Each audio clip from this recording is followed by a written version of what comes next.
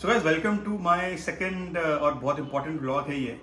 और ये vlog important क्यों है, क्योंकि इस व्लॉग में मैं बताऊंगा कि अभी हमारे पॉकेट के ऊपर और कितनी मार पड़ने वाली है।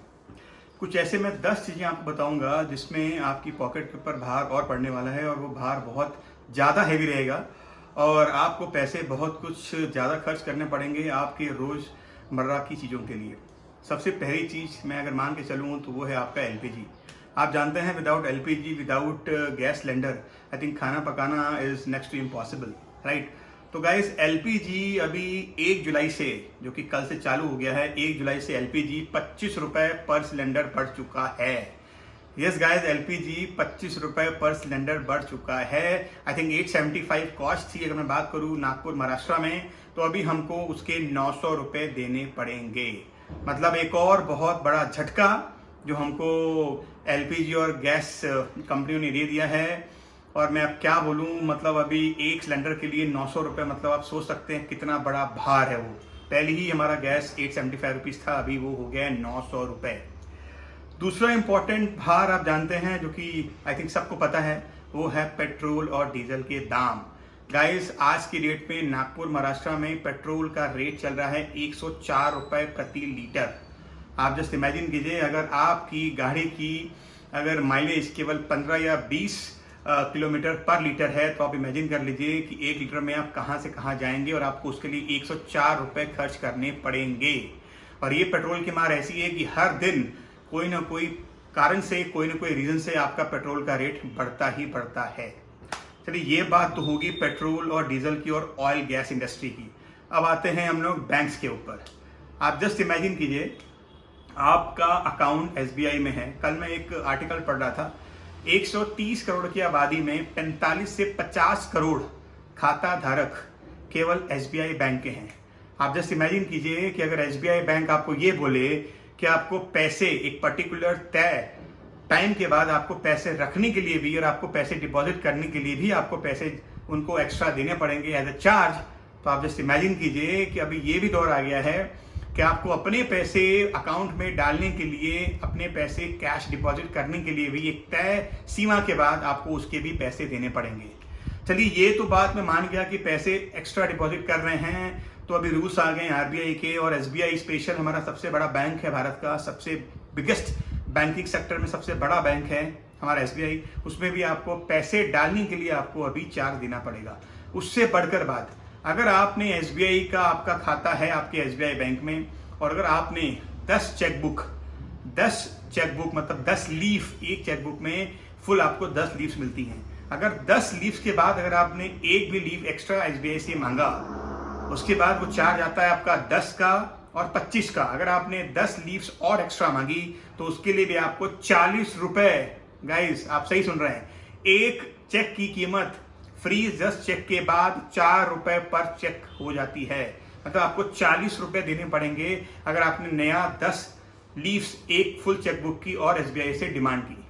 अगर आपने 25 की डिमांड की चेकबुक लीव्स की, तो आपको देने पड़ेंगे 75 रुपए। गाइस इमेजिन कीजिए, एक चेक की कीमत 4 रुपए प्रति चेक आपको एसबीआई में एक्स्ट्रा देने पड़ेंगे अगर आपको नया चेकबुक उनसे लेना है।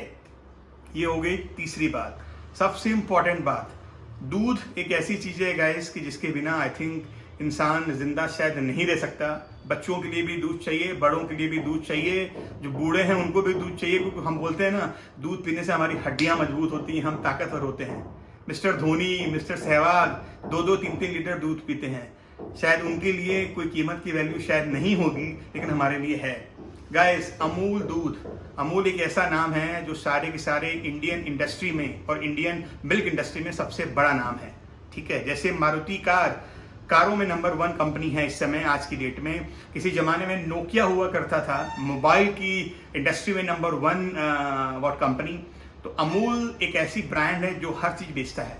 अमूल का दूध गाइस, अमूल गोल्ड अगर आप लेते हैं, मैं रोज हर ऑल्टरनेट डे जाके मैं अमूल दूध की दही जमाता था घर पे, राइट गाइस। वो 55 रुपए लीटर का अभी अमूल गोल्ड हो गया है 57 रुपीज पर लीटर। वहां पे भी आपको 2 रुपए की मार पड़ चुकी है।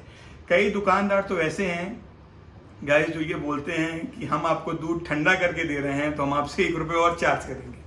मतलब इस देश में हर चीज की कीमत है। इस देश में कोई भूखा रह नहीं सकता अगर उसके पास दिमाग है। तो 55 रुपीज का पर लीटर का दूध, अमूल दूध आज की डेट में ठंडा होके अगर मिलता है तो मिलता है आपको 58 रुपीज का। तो 2 रुपए वहां मार पड़ गई और 1 रुपए आप फ्रिजर में उसको डालने का खर्चा आप दुकानदार को देते हैं। कई दुकानदार मांगते हैं, कई नहीं मांगते हैं। 57 रुपीज पर लीटर अमूल दूध हो गया है आज की डेट में 1 जुलाई से। अभी हुआ क्या, मैं अमूल दूध तो मैं केवल यूज करता था दही जमाने के लिए, क्योंकि उसका अमूल गोल्ड का दूध की दही बहुत अच्छी जमती थी। नॉर्मली मैं दूध लेता हूं जाके डेयरी में। डेयरी का दूध जो मैं लेता था 45 रुपए लीटर, मैं 3 दिन पहले गया, वहां पे लिखा था आदेशानुसार दूध की कीमत आज से 5 रुपए बढ़ गई। तो वैसे 45 रुपए का पर लीटर का दूध आज की डेट में 50 रुपए पर लीटर हो गया है। तो मेरे को ख्याल में आया मेरे को वहां पे उस दिन कि अमूल ने पैसा क्यों नहीं बढ़ाया। जब नॉर्मल बंदों ने, डेयरी वालों ने जब 5 रुपए पर लीटर बढ़ा दिया तो अमूल ने क्यों नहीं बढ़ाया। तो अमूल ने शायद मेरी दिल की बात सुन ली, और सुनी भी तो मेरी गलत बात सुनी, और 1 जुलाई से 55 रुपए लीटर का अमूल का दूध हो गया है आज की डेट में 57 रुपीज पर लीटर। ये होगी हमारी चौथी मार यहाँ पे। मतलब महंगाई मारी जा रही है, इंसान की इनकम कुछ नहीं बढ़ रही है, जॉब्स है नहीं। कोरोना का एक और डेल्टा वेरिएंट अभी 15 जुलाई से सुनने में आ रहा है कि तब अभी फिर से लॉकडाउन लगना चालू हो जाएगा। मतलब हम अपनी जिंदगी की स्टार्ट करते हैं, कोरोना हमको पीछे ढकेल देता है। Thanks to God, I bless each and everyone. जो भी जहां हैं, stay safe, stay happy, and please guys, I think ये महंगाई की मार अभी बहुत ज्यादा हो गई है। सो गाइस, अपने पॉकेट पे प्लीज कंट्रोल कीजिएगा। जो चीज आपको नहीं खर्च करना है वहां पे खर्च प्लीज मत कीजिए। ये बेसिक नेसेसिटीज हो गई आपकी अभी। दूध, पेट्रोल, तेल का तो मुझे बोलने की जरूरत नहीं है। मस्टर्ड ऑयल जो 120-140 रुपए पर लीटर मिलता था, अभी गाइस वही 220-240 रुपए हो गया है। मतलब हर तरीके से बहुत बड़ी मार पड़ रही है हम जैसे कॉमन और मिडिल क्लास इंसानों के ऊपर। अभी मैं आता हूं बहुत इंपॉर्टेंट बात करके। अब आते हैं आईटी के ऊपर। इनकम टैक्स, जिन बंदों ने लास्ट 2 साल का इनकम टैक्स नहीं भरा, है, अगर वो इस साल भरते हैं तो उनको डबल टीडीएस देना पड़ेगा।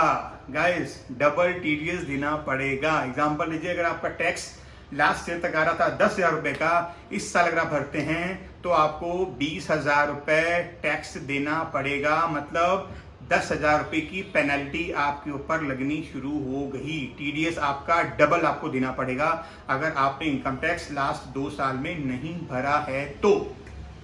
अभी हम लोग दूध, पेट्रोल से बचे ही थे कि यहाँ पे हमको एक और मार पड़ गई हमारे टीडीएस की। ठीक है, अब बहुत इंपॉर्टेंट और लास्ट बात, कुछ बैंकों का मर्जर सरकार ने किया हुआ है, उनमें से सिंडिकेट बैंक भी आता है। नाउ सिंडिकेट बैंक ने को मर्जर हो गया है उसका कैनरा बैंक के साथ। अब सिंडिकेट बैंक की चेकबुक लेने के लिए भी अगर आप एक तय सीमा के बाद अगर आप चेकबुक की डिमांड करते हैं तो पर चेक आपको उसके ऊपर भी पैसा देना पड़ेगा। जैसे एसबीआई, सिंडिकेट बैंक का अभी आईएफएससी कोड भी चेंज हो गया है क्योंकि उसका मर्जर हो गया कैनरा बैंक के साथ। तो गाइस, कोई भी अगर आप चेकबुक या चेक किसी को दे रहे हैं क्लियरेंस के लिए, तो एक बात का ध्यान रखिएगा, उसका आईएफएससी कोड आपको चेक करना है, वो चेंज हो गया है। नेफ्ट करने के लिए यू नीड आईएफएससी कोड, तो आईएफएससी कोड आपको कैनरा बैंक का डालना पड़ेगा। आप अपने बैंक के अधिकारियों से, बैंक मैनेजर से या बैंक के रिलेशनशिप मैनेजर से आप बात कर सकते हैं और आप इसके अनुसार ही अपना काम कीजिए। तो गाइज, ये बहुत बड़ी मार हमको फिर से मिल गई। नया क्वार्टर शुरू हुआ नया फाइनेंशियल ईयर का, और सेकेंड क्वार्टर के पहले ही महीने में हमको इतनी बड़ी मार पड़ चुकी है। तो गाइज, ये सब चीज का प्लीज आप लोग ध्यान रखिएगा और उसके मुताबिक ही अपना काम कीजिएगा। जय हिंद, जय Bharat, stay safe, stay protected, good bye.